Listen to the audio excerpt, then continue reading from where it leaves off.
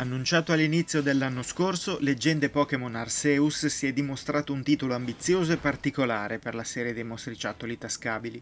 Non solo si trattava del primo titolo Pokémon completamente in 3D con struttura libera, ma anche il primo ad essere ambientato nel passato, in un'epoca molto distante rispetto alle classiche avventure, con un promettente focus sulla lore. Dopo i remake Pokémon Diamante Lucente e Perla Splendente, titoli dallo stile più classico, è tempo di analizzare la nuovissima avventura di Game Freak. Prima di continuare, se vi piacciono i nostri video, vi ricordiamo di iscrivervi al canale e di attivare la campanella per essere sempre aggiornati sui nostri contenuti. La storia si ambienta su Isui, l'antica regione di Sinnoh, dove noi saremo catapultati dal futuro da Arceus stesso. Inoltre il Pokémon trasformerà il nostro smartphone nell'Arceus Phone, con il quale potrà guidarci. Verremo trovati dal professor Laven, un ricercatore che sta studiando i Pokémon, ritratti come creature terrificanti e paurose. Vedendo in noi del buono, il professore ci darà la possibilità di entrare nel Team Galassia, un'organizzazione di colonizzatori con sede al villaggio Giubilo, unico centro abitato della regione, dove ci donerà il nostro primo Pokémon tra Rowlet, Cyndaquil e Oshawott. Isui però non è disabitata e molte volte avremo a che fare con il Team Diamante, capitanato da Damon, e il Team Perla, con Perula a capo, due fazioni autoctone contrapposte, in particolare sull'identità del sommo Sinnoh, la divinità da loro venerata. Sappiamo che la serie non è ricordata per trame complesse e Leggende Pokémon Arceus non fa di certo eccezione. Tuttavia, la cura nella lore e nel world building è immensa. Ogni evento è un tassello che ci aiuta a ricostruire il contesto passato. Eviteremo spoiler, ma sappiate solo che vi soddisferà, soprattutto per i vari misteri di cui Hisui è piena. Inoltre i vari personaggi presentano somiglianze con alcuni del futuro, essendo i loro antenati, cosa che implicitamente ci racconta altre sfaccettature. Ciò vale anche per i Pokémon, con nuove forme ed evoluzioni regionali.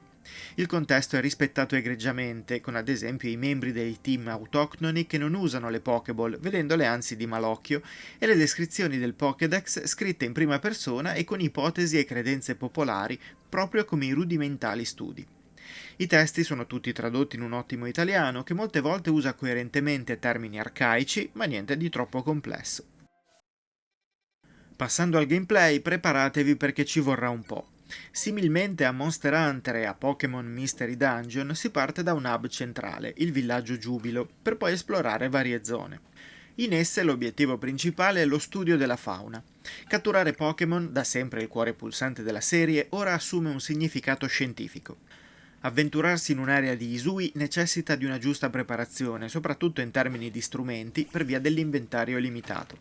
I Pokémon scorrazzano liberi e potremo catturarli anche senza combattere, nascondendoci nell'erba o dietro delle rocce e lanciando direttamente la Pokéball. Guardate bene che se una creatura si accorge di noi potrebbe reagire diversamente in base alla specie. Alcune potrebbero ignorarci, altre cercare di scappare o alcune potrebbero attaccarci.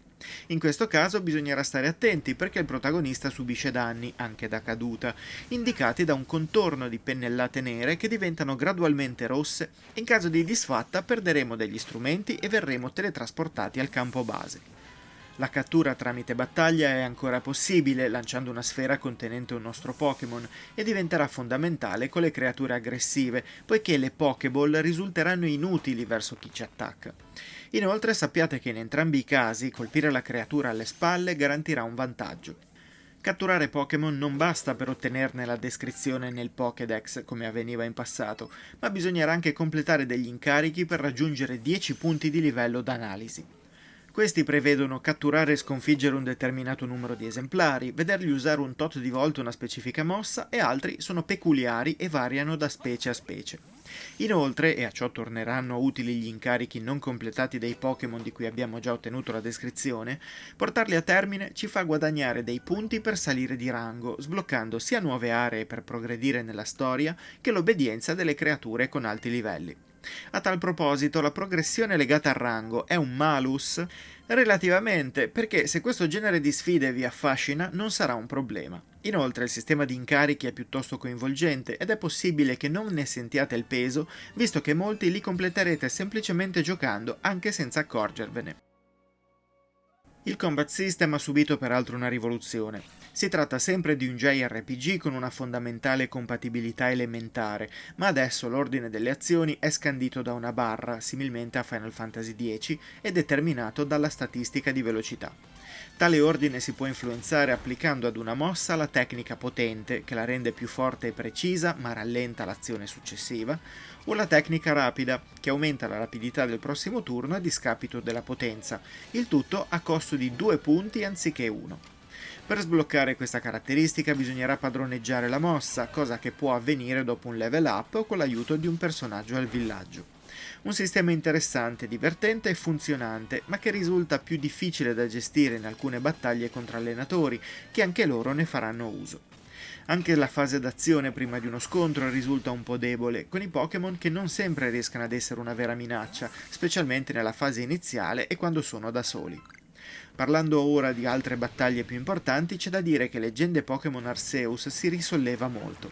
In primis abbiamo i Pokémon Alpha, grandi, minacciosi e dagli occhi rossi, che fungono da mini boss.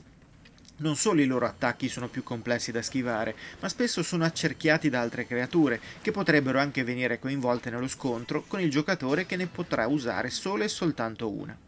Peraltro gli alfa sono di alti livelli ed anche loro fanno uso delle tecniche, il che li rende avversari tosti e complessi ma non impossibili. In ultimo ci sono i Pokémon regali, particolari creature di cui i capitani dei team Diamante e Perla si occupano, divenuti furiosi a causa di un fulmine misterioso. Questi sono i boss principali della trama e sono ottimi. L'azione raggiunge l'apice e dovremo schivare i loro attacchi con l'apposita rotolata per poi colpirli con le sfere Zen, strumenti dall'effetto calmante. Inoltre si potranno sfruttare dei momenti di stordimento per affrontarli con la nostra squadra e ottenere un intervallo di immobilità in caso di vittoria. Il primo che si affronta è Cleavor, ma dal secondo in poi le battaglie diventano molto più caratteristiche, più simili a dei boss di un platform che ad un JRPG. In ultimo, ma non per importanza, alcune mosse e status hanno subito una revisione per adattarsi meglio alle nuove meccaniche. Ad esempio il congelamento non blocca più il Pokémon, ma gli fa subire danni graduali e le alterazioni di statistiche, che comprendono sia fisico che speciale, hanno una durata limitata. Abilità e strumenti tenuti sono poi stati rimossi. Per quanto riguarda la progressione, la crescita tramite livello è sempre qui, con un guadagno che coinvolge tutti i membri della squadra anche quando c'è una cattura senza la lotta.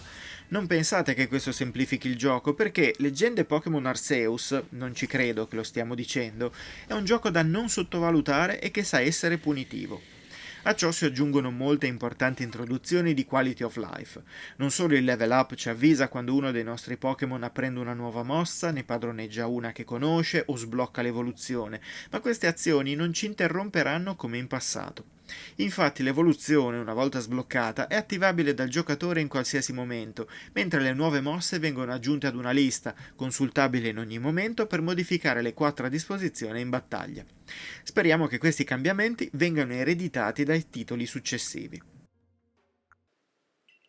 Parlando ora dell'esplorazione, questa è agevolata da altri Pokémon regali che non hanno perso il controllo e che si potranno cavalcare. Abbiamo Wyrdeer per muoversi più velocemente, Basculegion per attraversare specchi d'acqua, Braviary di Isui per solcare i cieli e altri due di cui dirò solo il ruolo per non rovinarvi la sorpresa, ossia uno scalatore per arrampicarsi su pareti verticali ed un Pokémon dotato di un ottimo olfatto per cercare strumenti nascosti. Gli ambienti di Isui seguono un ottimo level design, caratterizzato anche da una buona verticalità e enfasi sul backtracking. Inoltre ci sono molti punti di interesse, come alberi o cristalli, da cui ricavare materiali per l'inedito crafting con cui costruire strumenti, tra cui le immancabili Pokéball e pozioni. La costruzione è possibile ovunque usando le materie prime nel nostro inventario, ma anche nei campi base, attingendo da quelle depositate. A tal proposito, in questi checkpoint si potrà anche riposare per curare la nostra squadra ed eventualmente variare l'orario, gestire inventario e Pokémon, oltre a fare acquisti. Tutto ciò è fattibile anche nel villaggio Giubilo prima di avventurarsi nelle lande di Isui, a cui si aggiungono altre funzioni come un orto per coltivare bacche e altre materie prime, l'immancabile insegna mosse, uno studio fotografico, una sartoria ed un parrucchiere per la personalizzazione. Le funzioni multiplayer sono state ridotte, ma gli scambi si possono ancora fare ed è possibile recuperare gli oggetti smarriti dai giocatori che hanno subito sconfitte nelle loro partite, ottenendo punti merito, una valuta per strumenti particolari. Il comparto tecnico purtroppo è il lato più debole della produzione. Molte texture risultano poco definite e lo stesso vale per alcune ombre. Tuttavia è comunque da sottolineare che la serie fa anche passi avanti tra un'espressività dei personaggi più marcata, maggiori animazioni delle creature e attacchi più curati, tra cui quelli fisici che mostrano un effettivo avvicinamento.